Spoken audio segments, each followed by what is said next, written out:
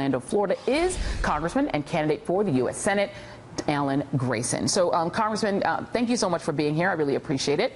Let's start with that confrontation with Harry Reid that made so much news this week. First we have to start by correcting. We've got to start with that. You got to start with correcting the record, Joy. We're going to talk about the substance of it. Wait, hold on. We're going to talk about the substance of it. You just did to me, Joy, exactly what Harry Reid tried to do. You smeared me. Okay. What actually happened is the Office of Congressional Ethics said that there may possibly have been some violations. They turned that over to the Ethics Committee. The Ethics Committee decided not to form an investigative subcommittee. In every single case where the Ethics Committee decided not to form an investigative subcommittee, there was no official sanction ever. Ever, Joy, ever. This investigation is in fact ongoing. You agree with that, right? It's not over. This is not a closed case. It's an ongoing ethics investigation. Joy, listen to me. As I just told you, they decided not to form an investigative subcommittee. In the entire history of the Office of Congressional Ethics, involving hundreds of cases, there has never been a case where there was an official sanction where they didn't form an investigative subcommittee. So that's it, Joy. You and Harry Reid both need to stick to the truth. Well, let's stick to the truth. Let's talk about the substance of the allegations, since you don't want to talk about your confrontation with Harry Reid. Let's go and look at I'll talk about that also if you like. I have to actually ask you let's make sure the record's straight. For this to be a conversation, I have to actually be able to ask you a question, and then you can answer. That way we're having an exchange that people can actually hear and understand. Joy, you're forcing a lot of bad facts and untruths into your questions, and I have to stop you and correct you each time. That's what's actually happening. No, that's not actually what's happening. I'm going to ask you a question, and then we're going to try to get you to answer it. I just gave you a good example. So I'm going to show you a doc tear that's going to show you actually the documents from your hedge fund that you created, that your face is on and that your name is on. These are from 2013. Hold on. These are from 2013. I didn't create the documents. They're not from my hedge fund. Is this not from your hedge fund? Because your face is on it, your name is on it. So those are not yours. So what? If you Google my name, you'll see a lot of pictures of me. So you're saying this is not from a hedge fund that you created or had anything to do with? This is not your hedge fund. That's correct. Then someone has created, you're saying someone has created false, phony documents with your face and your name that say Alan Grayson, member of Congress, and you're saying this isn't real.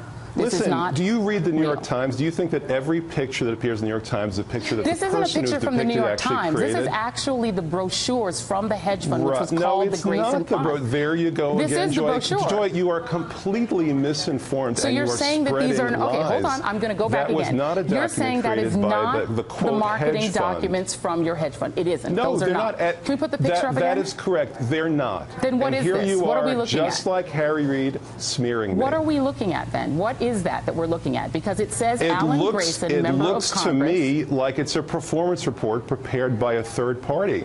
But you just said that it was a document that I prepared and the hedge fund prepared. That's simply not correct. Why would a third party write? Hold on. Let me read a quote from the same exact document, and it doesn't say it's a third party. It says, we capitalize on markets in turmoil due to economic, political, or natural disasters. This is not a third party report. This is actually a piece of marketing material from the hedge fund. Listen, show me one person who ever actually received that document before you call it marketing. To whom is it marketing?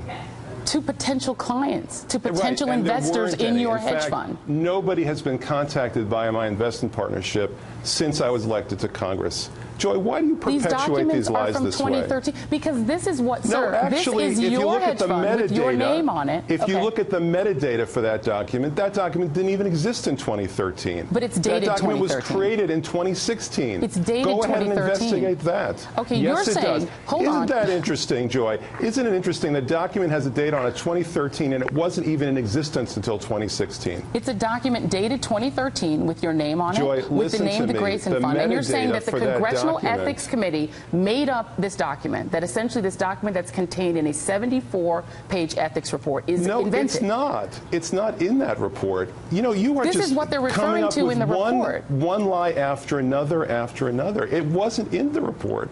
Then what is the report about? What are those 74 pages referring to, sir? What did they write 74 pages about? As I was trying to explain to you, my political opponent had a supporter of his file a spurious ethics complaint against me. It was filed with the Office of Congressional Ethics. The Office of Congressional Ethics is a conveyor belt. It's like the Little League of ethics. They take virtually everything they receive, they pass it on to the Ethics Committee, which is the major leagues. The Ethics Committee has decided not to form an investigative subcommittee. That's where we are right now. Why do you feel compelled to spread these lies? I feel compelled to read from a 74-page ethics report that is, sir, about you. But you've made some news today. You said you didn't read from the report. Said, okay. You have said that this report is fictional, that the actual photos we showed of the marketing. You're saying it's not real. But you're saying that the marketing materials are not real. You just showed a document that has a date on it of 2000. They weren't even marketing documents. You just showed a document on that's dated 2000. That it says 2013. The document didn't even come into existence until 2016, according to the metadata on the document. What does that tell you? Okay, you're a journalist. What does that tell you? My last question to you, sir, is that the other allegation in the 74-page report was that a member of your congressional staff actually worked on as a part of this fund. Did they? Did anyone from your congressional staff do any work on this hedge fund? I have one employee who works for the fund 1 day a week, and she works for the government 4 days a week, and she's paid accordingly.